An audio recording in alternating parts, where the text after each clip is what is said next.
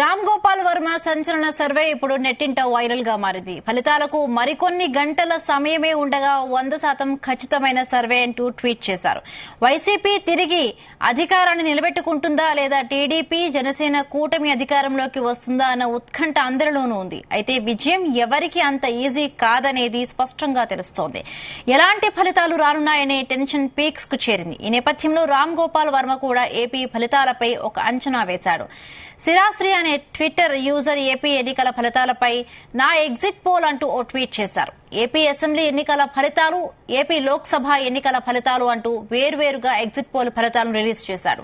YCP కూటమి ఏదైనా 0 నుండి 175 అసెంబ్లీ స్థానాల్లో గెలవచ్చని, అలాగే లోక్సభ విషయానికి వస్తే వైసీపీ టీడీపీ కూటమి ఏదైనా 0 నుండి 25 స్థానాల మధ్య గెలవచ్చంటూ సటేరికల్ గా ట్వీట్ చేశారు. ఏ సర్వే అయినా అంచనా తప్పు కావచ్చేమో కానీ తన అంచనా మాత్రం 100% కరెక్ట్ అవుతుందంటూ ఫన్నీ క్యాప్షన్ కూడా ఇచ్చారు. అయితే ఇదే ట్వీట్ ను రీట్వీట్ చేసిన ఆర్జీవీ ఇదే అత్యంత ఖచ్చితమైన 100% నమ్మదగిన సర్వే అంటూ రాసుకొచ్చారు.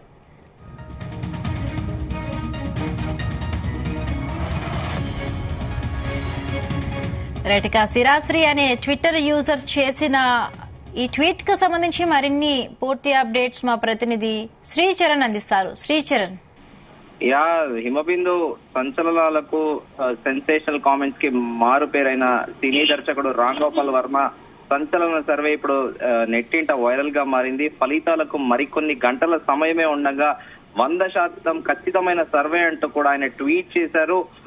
వైసీపీ తిరిగి అధికారాన్ని నిలబెట్టుకుంటుందా క్వశ్చన్ మార్క్, లేదా టీడీపీ జనసేన కూటమి అధికారంలోకి వస్తుందా అన్న క్వశ్చన్ మార్క్ అన్న ఉత్కంఠ అందరిలోనూ. అయితే విజయం ఎవరికి అంత ఈజీ కాదనేది కూడా స్పష్టంగా సర్వేలు ప్రకారం కూడా తెలుస్తోంది. ఎలాంటి ఫలితాలు రానున్నాయనే టెన్షన్ పీక్స్ కి తారాస్థాయికి కూడా వెళ్ళింది. ఎందుకంటే మనము అసెంబ్లీ ఎన్నికల సమయంలో ఆంధ్రప్రదేశ్ లో చూసాము, మునుపెన్నడూ లేని విధంగా వ్యక్తులు, పార్టీ సింపథైజర్ పరస్పర దాడులు, గతంలో వర్బల్ గా తిట్టుకునేవారు, ఇప్పుడు ఏకంగా భౌతిక దాడులు చేసుకునే తారాస్థాయికి కూడా వెళ్ళింది ఆంధ్రప్రదేశ్ రాజకీయము.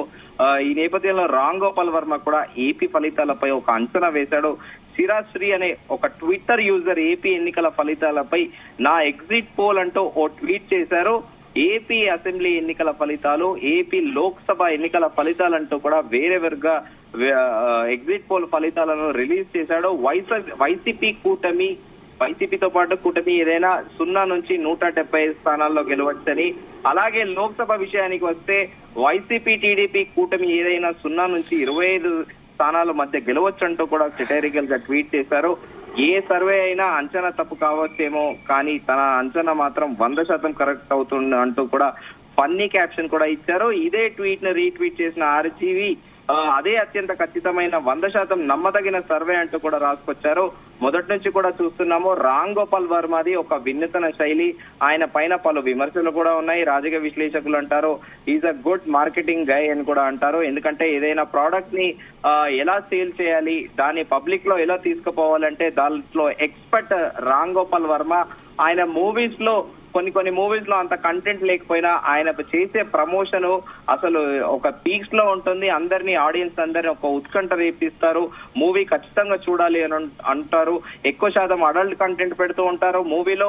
మరోవైపు ఫిలాసఫికల్ మెసేజ్లు పెడుతూ ఉంటారు. మళ్ళీ నేను ప్రాక్టికల్ గా ఉంటాను అంటుంటారు.